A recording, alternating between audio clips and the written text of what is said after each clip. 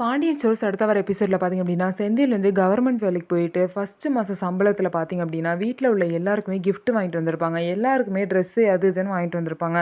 அதே மாதிரி செந்தில் பார்த்தீங்க அப்படின்னா அவங்க அப்பாவுக்கும் வந்து ஒரு புது வாட்ச் வந்து வாங்கிட்டு வந்திருப்பாங்க. இதை பார்த்தா பாண்டியனுக்கு ரொம்பவே கோவம் வந்துடும். ஃபஸ்ட்டு மாதம் சம்பளத்திலேயே என்னமோ இவ்வளோ தூரம் செலவு பண்ணி சம்பளத்தையே இப்படி தீர்த்து வச்சிருக்கியே, நீ எப்படி வந்து தனியாக குடும்பம் நடத்தினீங்கன்னா குடும்ப செலவெல்லாம் எப்படி பார்க்க முடியும்?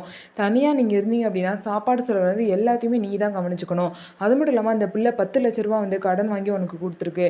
நீ என்ன இப்படி செலவு பண்ணிட்டு இருக்கங்கிறாங்க. இதெல்லாம் கேட்டு செந்திலுக்கு ரொம்பவே கோவம் வருது. என்ன சாப்பாடு போடுறது சொல்லி காமிக்கிறீங்களா அப்படின்னு சொல்லிட்டு கேட்குறாங்க. செந்தில் பார்த்தீங்க அப்படின்னா உங்கள் அப்பாவை தப்பாக புரிஞ்சுக்கிட்டு ரொம்பவே வந்து மோசமாக பேசுகிறாங்க. ஆனால் பாண்டியன் சொல்கிறது அவ்வளவும் கரெக்டு. 10 லட்ச ரூபா கடன் இருக்கப்போ இவ்வளோ தூரம் வந்து gift அது இதுன்னு சொல்லி காசு வந்து செலவு பண்ணியிருக்க கூடாது. செந்தில் பார்த்தீங்க அப்படின்னா அவரோட சம்பள செலவு மட்டும் இல்லாமல் சம்பளத்தை விட அதிகமாக வந்து 5,000 செலவு பண்ணி தான் அந்த gift-எல்லாம் வாங்கியிருக்காரு. இதனால மீனாவுக்கும் ரொம்பவே கோவம் வருது.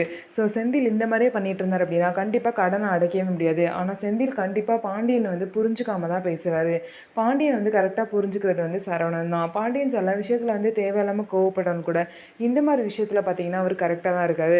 ஸோ செந்தில் எப்போ தான் முழுசாக பாண்டியனை புரிஞ்சுக்கிட்டு கரெக்டாக இருக்க போகிறாரு அப்படிங்கிறத பார்க்கலாம். ஸோ நம்ம வீடியோ உங்களுக்கு பிடிச்சிருந்தா நம்ம வீடியோவை லைக் பண்ணிக்கோங்க. மறக்காமல் நம்மளோட சேனலை சப்ஸ்கிரைப் பண்ணிவிட்டு பாருங்கள்.